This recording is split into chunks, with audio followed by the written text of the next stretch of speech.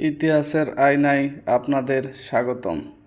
আজকে আমরা আলোচনা করব বাংলাদেশের আদি ইতিহাসের চতুর্থ খণ্ড তাম্রপাথর যুগের ইতিহাস নিয়ে। প্রাচীন ইতিহাসের ধাপগুলোতে আমরা পৌঁছেছি প্রস্তর যুগের পরবর্তী পর্যায়ে তাম্রপাথর যুগে। এই সময়ে মানুষ প্রথমবার তামা ব্যবহার শুরু করে, তবে পাথরের অস্ত্র তখনও প্রচলিত ছিল। স্থায়ী বসতি, কৃষি ও সামাজিক কাঠামোর সূচনা ঘটে এই যুগে।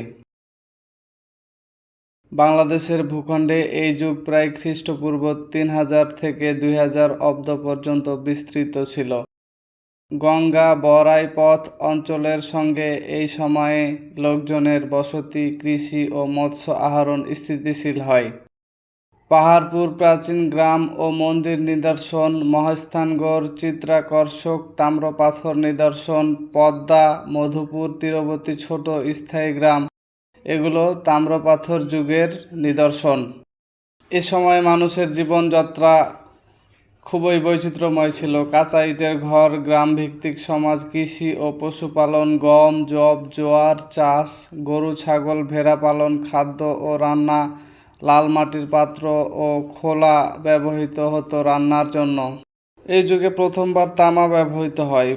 পাথরের অস্ত্র তখনও ব্যবহৃত হলেও তামা দিয়ে ছুরি, বর্শা, কুঠার তৈরি করা শুরু হয়। ধাতু উৎপাদন প্রক্রিয়া, কাঁচামাল গলানো, আকার দেওয়া ইত্যাদি আধুনিকায়ন হতে থাকে। তাম্রপাথর যুগ হলো পরবর্তী গুরুত্বপূর্ণ ধাপ, যেখানে মানুষ পাথরের অস্ত্র থেকে ধাতুর দিকে অগ্রসর হয়। স্থায়ী বসতি, কৃষি ও সামাজিক কাঠামো বিকাশের সূচনা ঘটে। এই অভিজ্ঞতাই পরবর্তীতে ব্রোঞ্জ যুগ ও উন্নত সভ্যতা গড়ে তুলতে সহায়তা করে। প্রিয় বন্ধুরা, আজকে এ পর্যন্তই। ধারাবাহিকভাবে বাংলাদেশের ইতিহাস জানতে চাইলে আমাদের সাথেই থাকুন। ধন্যবাদ।